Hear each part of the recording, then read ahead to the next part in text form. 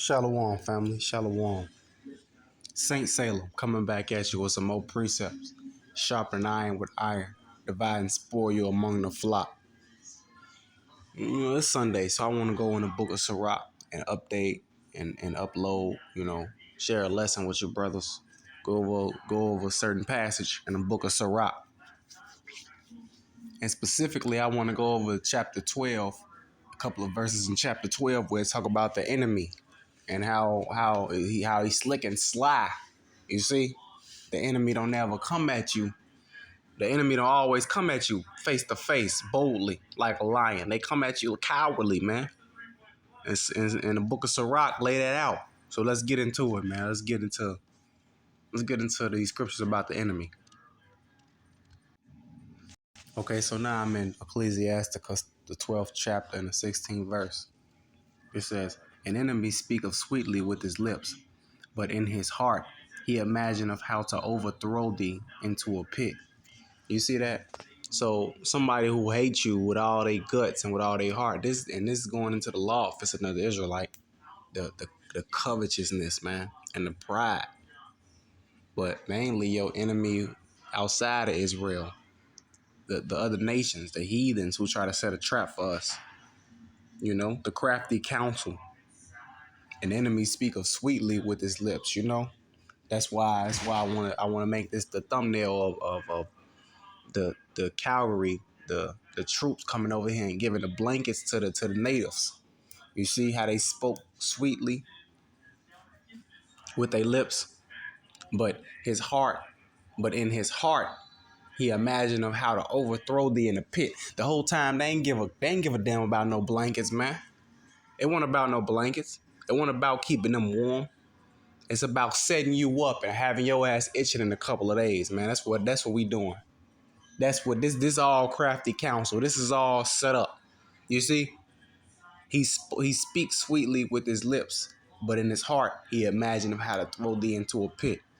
He will weep with his eyes, but if he find opportunity, he will not be satisfied with blood. You see, the enemy ain't satisfied with blood. They want to overthrow you completely, your lineage, your. They want to wipe you out, your remembrance. You see what it tell us in Psalms 83? Is that Psalms 83 or Psalms 82? Let's get that. Because I keep alluding to it.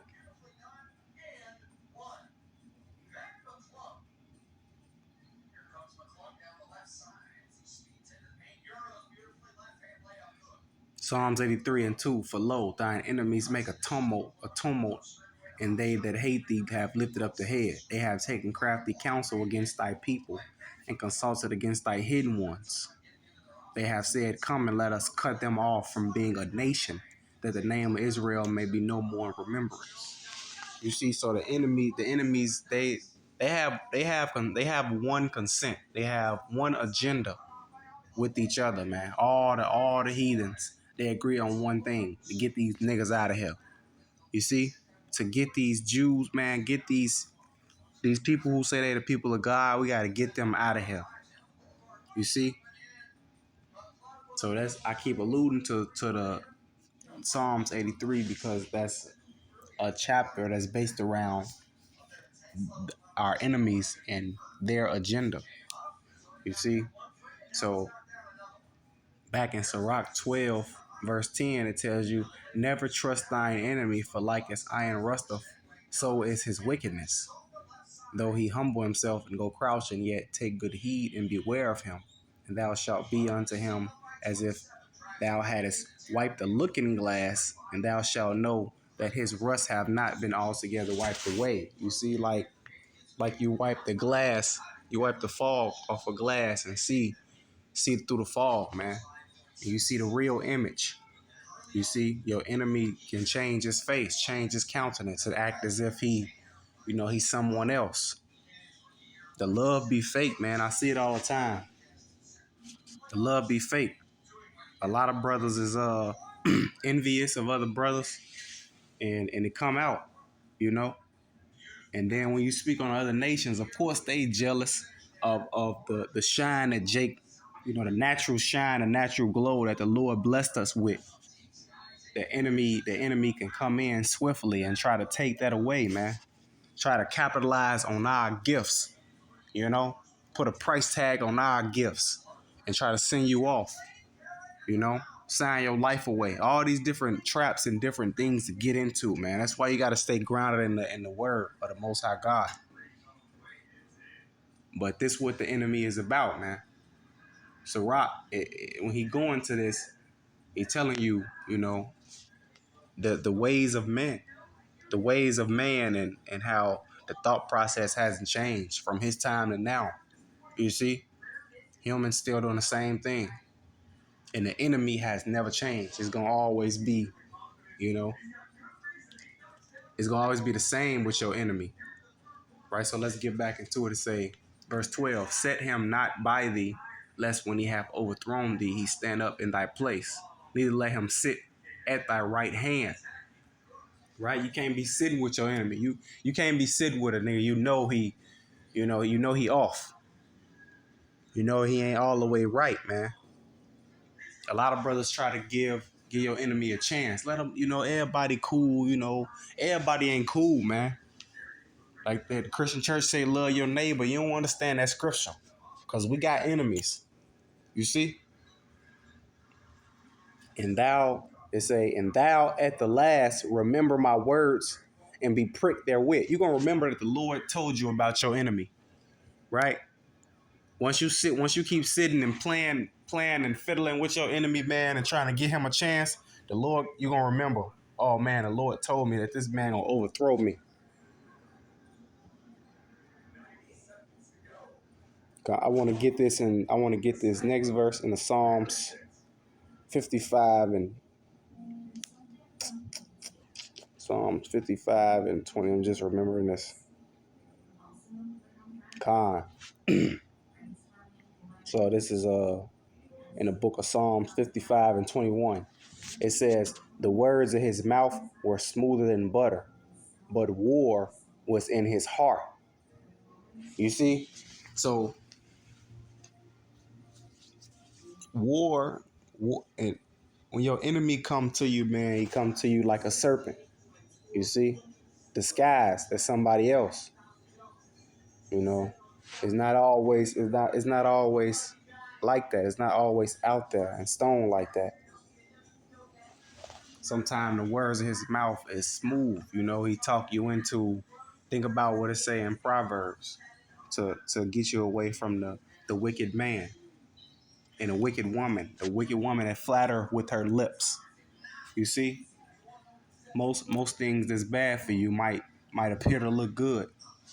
You see, so the words of his mouth were smoother than butter, but war was in his heart. When the so-called white man came over here, war was in his heart. And he wasn't satisfied with blood, man. He had to crush all the natives. He had to crush all the indigenous tribes. You see? To feel like I'm the king of the earth. Well, Alexander, he wasn't satisfied with blood. Alexander the Macedonian. War was in his heart, man. War was in these men's heart. They came over and said, "Oh, show me your votes. I wanna trade with you. I wanna have a feast with you." Turn around, dagger in your back, dagger coming through your stomach. You see? The words of his mouth were smoother than butter, but war was in his heart. So these scriptures is written for us as young brothers, man, as Israelites, as the chosen race of God, the chosen children of God, man. We got to hearken to these scriptures and understand, we should never trust our enemy. We should never sit with the enemy, like it told you in Sirach. Don't even sit with him at your right hand. Take heed to the words of God, man. And understand we got enemies and everybody can't be trusted. You see? It says his words were softer than oil, yet were they drawn swords. You see? So he ready to go. He on go, man. All that was a tactic to get close to you so he can stuff the dagger inside of you, man. So never trust your enemy, man. Never trust the enemy.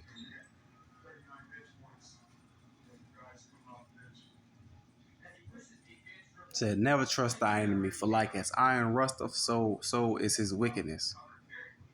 See? It says,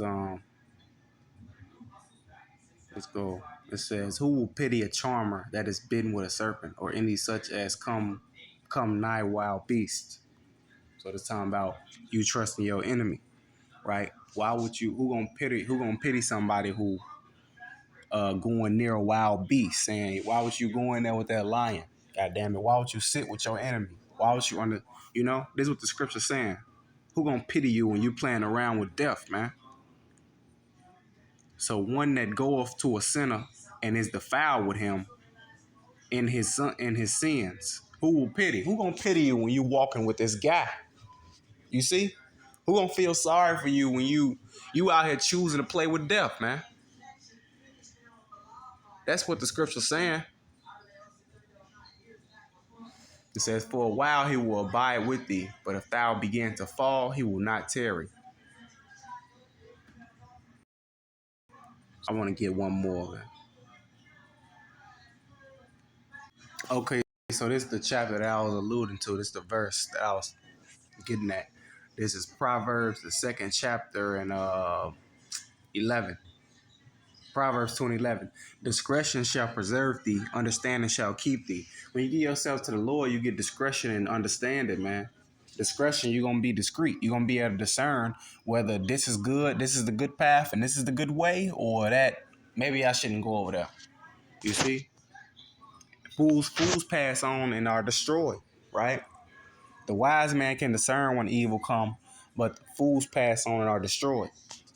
You see, so verse 12, to deliver thee from the way of the evil man, from the man that speaketh froward things, who leave the path of Salakia, who leave the paths of uprightness to walk in the ways of darkness. So the evil man, right, the enemy, he left the paths of uprightness, man, to walk in the ways of darkness. Darkness, hating your brother, walking outside of the law, doing things that's contrary to the law. You know, this guy walking in darkness, who gonna pity you when you walking with a sinner, man? So it's like the teeth of a lion, man. You gotta get away from that. You gotta flee. You gotta flee sin. You gotta flee away from brothers who walking in sin, and definitely stay away from heathens. Right? They don't really understand. They're not blessed with the understanding of the law.